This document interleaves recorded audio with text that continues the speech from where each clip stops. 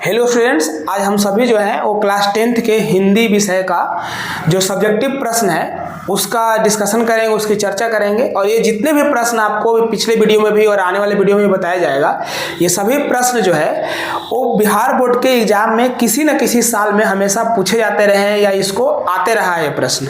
तो आप सभी ये मान के चलिए कि जितने भी प्रश्न है वो एवरग्रीन प्रश्न है, हमेशा आता है। इसलिए आप इसको याद करिए, इसको नोट्स करिए, ताकि आपको एग्जाम में जो है वो सहूलियत हो और अच्छे मार्क्स आप प्राप्त कर सकें। तो आज जो इसमें प्रश्न है पहला कि मछली को छूते हुए संतु क्यों हिचक रहा था। कि प्रश्न है कि मछली को छूते हुए संतु क्यों हिचक रहा था। तो उत्तर है कि मछली को छूते हुए संतु इसलिए हिचक रहा था क्योंकि संतु को मछली हुए बहुत डर लग रहा था, या मछली छुए बट डर लग रहा था, और संतु को ऐसा लग रहा था कि मछली छूने से कहीं काट न ले। यानी कह सकते हैं कि संतु को मछली छूने से वह इसलिए हिचक रहा था या इसलिए वो डर रहा था क्योंकि उसे ये डर था कि अगर हम कहीं मछली को छुएंगे तो वो मछली हमें काट न ले। अगला है कि अभिमन्यु में प्रत्येक वर्ष कब और कैसा समारोह हुआ करता है।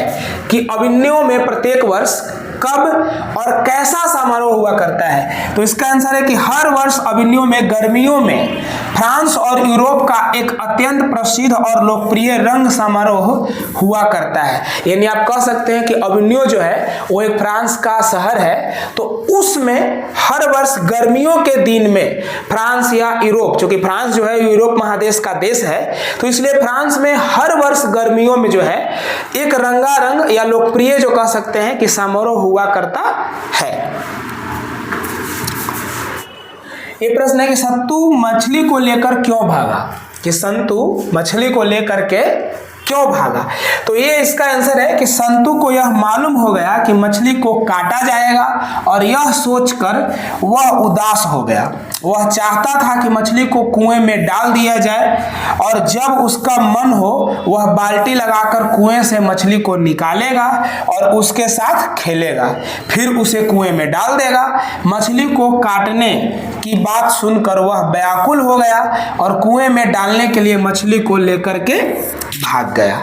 यानी आप कह सकते हैं कि जब संतु को यह पता हो गया या उसे ये महसूस हो गया कि अब जो है वो मछली को काटा जाएगा, तो मछली एक उसका अच्छा दोस्त बन गया था, तो इसलिए वह इस बात को सोच करके चिंतित हो गया या उदास हो गया, और उसे लगा कि हम मछली को कुएं में डाल देंगे और जब हमारी इच्छा होगी तब हम मछली को वहां से निकालेंगे, फिर उसके साथ खेलेंगे और वापस कुआं में डाल देंगे। क्योंकि अगर मछली कटेगी तो वह मछली को जब ये बात सुना कि मछली को काटा जाएगा तो व्याकुल हो गया, और इसलिए वह कुएं में डालने के लिए मछली को लेकर के भागा।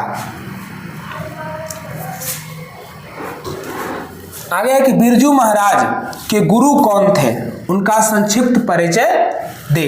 तो कह सकते हैं कि बिरजू महाराज एक हमारे भारत के प्रसिद्ध नर्तक रहे हैं जो डांस कला है उसमें। तो कहते हैं बिरजू महाराज के गुरु उनके बाबूजी थे, यानी कि उनके खुद के पिताजी थे, और वे अच्छे स्वभाव के थे।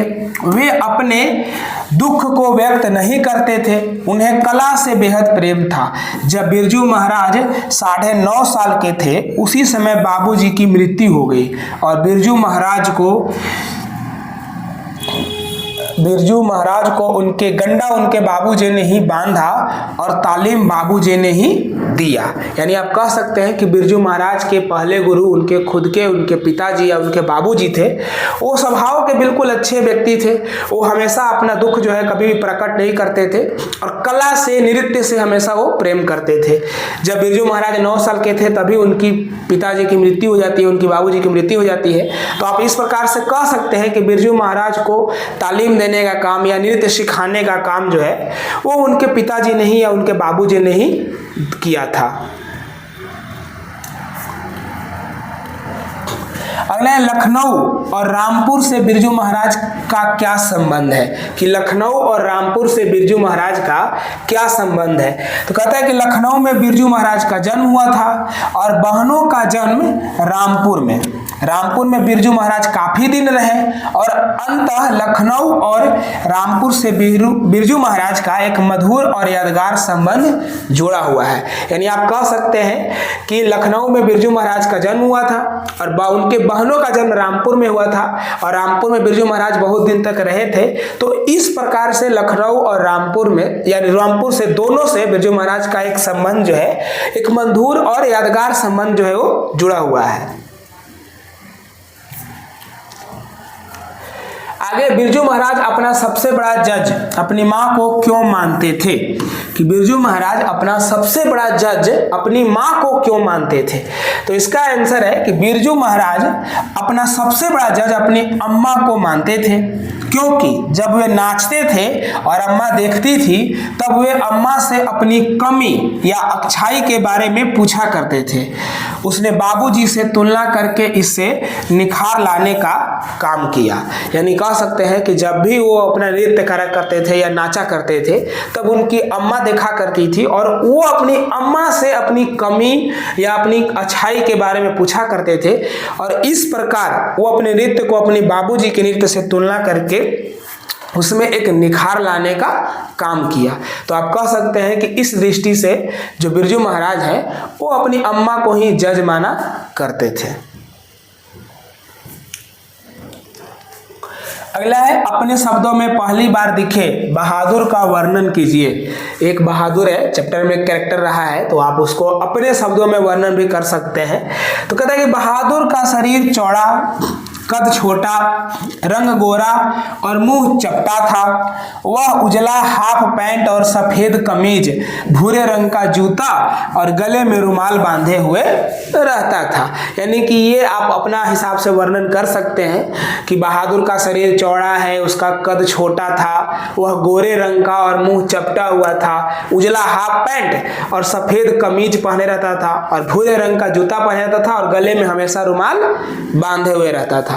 तो ये इस प्रकार से एक संक्षिप्त विवरण जो है वो बहादुर के बारे में है।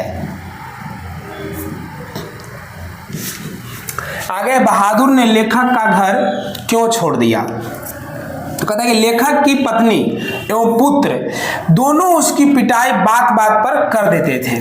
एक रिश्तेदार लेखक के घर पर एक दिन आया और रुपये खो जाने की बात कहते हुए बहादुर पर चोरी का आरोप लगा दिया। उस दिन लेखक ने भी बहादुर की पिटाई कर दी और बार बार प्रताड़ित होने से एवं मार खाने के कारण एक दिन अचानक बहादुर घर छोड़ करके भाग गया। यानी आप कह सकते हैं कि लेखक की पत्नी और उसके बेटे तो बहादुर की बात बात पे पिटाई करते ही थे। एक दिन ऐसा होता है कि लेखक के घर में उनके एक रिश्तेदार आते हैं और रुपये खो जाने का झूठा इल्जाम लगा करके या दोष लगा करके बहादुर पे लगा देते हैं, जिससे थोड़े गुस्से होकर के लेखक साहब भी जो है वो क्या कर देते हैं, बहादुर को पीट देते हैं। तो बहादुर के मन में आता है कि बार बार प्रताड़ित हो रहे, बार बार मार खा रहे हैं, तो इसकी वजह से वो एक दिन बिना बताए अचानक क्या कर देता है, बहादुर लेखक के घर से भाग जाता है। अगला, लेखक ने पटना से नागरी का क्या संबंध बताया है। यानी कह सकते हैं कि लेखक ने पटना से नागरी का क्या संबंध बताया है। तो कह सकते हैं लेखक का मानना है कि नागरी शब्द किसी बड़े नगर से संबंधित है और पादटिक्तम नाटक से पता चलता है कि पाटलिपुत्र जो अब पटना बन गया है को नगर कहा जाता था और उत्तर भारत की स्थापत्य शैली को नागर शैली कहते हैं। तो इसलिए नागर या नगरी का शब्द पटना से जुड़ा हुआ है। यानी आप कह सकते हैं कि पादटिक्तम नाटक से ये पता चलता है कि उसमें पटना को नगर कहा जाता था, यानी पहले पाटलिपुत्रा को नगर कहा जाता था और उत्तर भारत में जो बिल्डिंगें बनाई जाती है, इमारतें बनाई जाती है, स्थापत्य कला जो है, तो उसको नागर शैली कहते हैं। तो उसी शब्द से आकर के नागर या नागरी शब्द पटना से जुड़ा हुआ है। आपको बोल रहा हूं कि ये सभी प्रश्न जो है वो एवरग्रीन प्रश्न है, हमेशा एग्जाम में आते रहे हैं। तो आप इसको ध्यान पूर्वक याद करिए और लिखा करिए, नोट्स बनाया करिए। धन्यवाद।